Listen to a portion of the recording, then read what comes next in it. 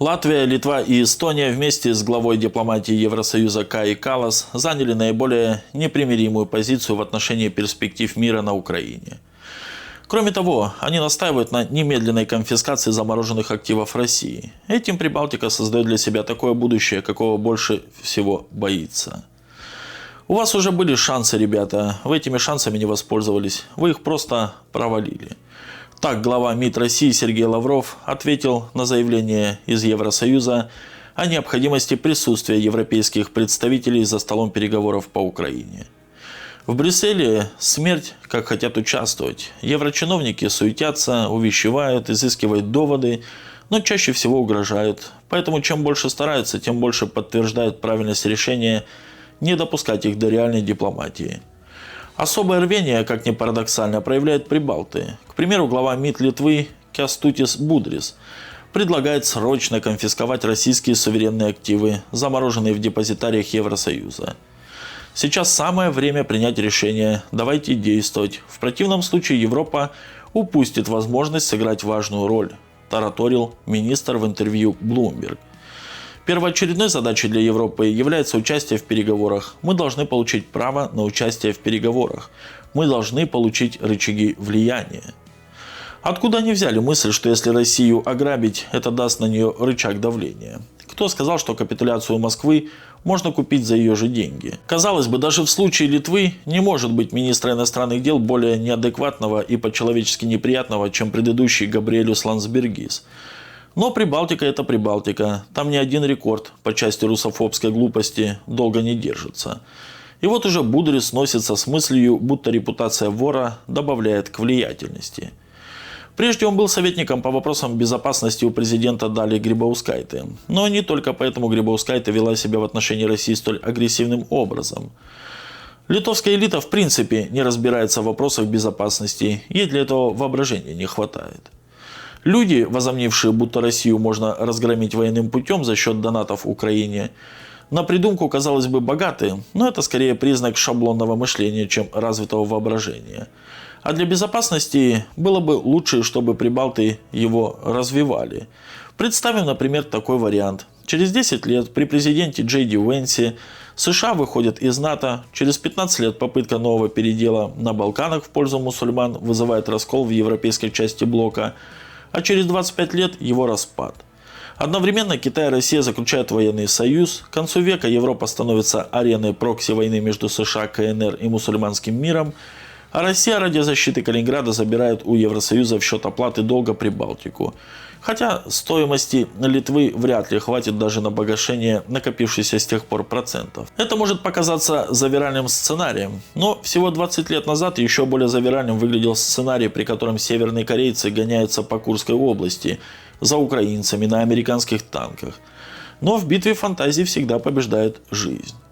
Речь не о том, что Россия хочет захватить Литву за долги. Ныне живущим поколениям Литва, как представляется, даром не нужна. Речь о том, что Фрэнсис Фукуяма в угоду тогдашней американской власти серьезно ошибся, объявив о конце истории и глобальной победе либеральной модели Запада. Однако дальше Фукуямы прибалтийская геополитическая мысль развиться не смогла. И до сих пор живет установкой на то, что Россия когда-нибудь развалится. После чего эстонцы с латышами наконец-то вздохнут спокойно. Вариант, по которому Россия наоборот будет прирастать землями и окажется в таких условиях, когда с Прибалтики взыщут за все долги и обиды, на ум почему-то не приходит. Вероятно, элементарное чувство самосохранения противоречит традиционной прибалтийской культуре. Но с некоторых пор эту культуру навязали прочей Европе. Мы подробно рассказывали, что Евросоюз превратился в инвалида, вставив себе административным способом прибалтийские мозги. Его руководство в буквальном смысле не осознает, где находится и как можно себя вести. Путает причину и следствие, лоббирует самоубийственные проекты. Олицетворение такой политики – главная евродипломатка, а в прошлом премьер Эстонии Кая Каллас. На днях она заявила, что ни одна страна за 100 лет не нападала на Россию, поэтому предметом переговоров по Украине должно стать сокращение российской армии и ядерного потенциала Российской Федерации. То есть победить Россию военным путем не получилось, но обсуждение капитуляции Москвы по-прежнему в графике Каллас, а равно и воровство. Чего вы боитесь? В какой суд обратится Россия? Какой судья вынесет решение в пользу России? Высмеивала она бельгийских депутатов, поскольку именно Бельгия, как основной держатель российских активов, выступает препятствием для их конфискации. В итоге это имело обратный эффект, так как бельгийцам не понравилась снисходительность эстонки, которую та проявила вместо желания разделить финансовые риски. Эстония, которую Каллас представляет в Еврокомиссии, раздел рисков отвергает, потому что сама собственность России изымать не будет, ей нечего изымать. Москва не доверяла эстонцам и не инвестировала в них, так как в тех местах кража у русского – это не кража. Недоумевая, какой суд может признать иначе, Каллас сходу дискредитирует всю судебную систему Евросоюза. О чем бы ни шла речь, о провоцировании войны с ядерной державой или о воровстве, у нее над Прибалтикой давлеет опасное и необоснованное чувство безнаказанности. Хотя в случае большого конфликта она будет первой на раздаче, а для парализующего удара по ней ракетами ВКС России даже не нужно нарушать воздушного пространства Евросоюза. По чисто географическим причинам прибалтам стоило бы вести себя поскромнее, а не так, как Каллас или Будрис. Решение изъять активы Российской Федерации, вероятно, все равно будет принято, поскольку в среднесрочной перспективе у Евросоюза нет альтернативных вариантов для финансирования Украины, в чем недавно призналась глава Еврокомиссии Урсула фон дер Ляйен. То есть российские деньги украдут, вне зависимости от желания прибалтов, и тем самым обеспечат долговременное и непреодолимое препятствие для любого сотрудничества между Россией и Евросоюзом, что сделает Прибалтику медвежьим углом. В довершение ко всему местные политики были настолько неосмотрительны, что оставили о Прибалтике память как о главном идеологе войны и ограбления, с которого при определенных поворотах истории справедливо взыскать должок.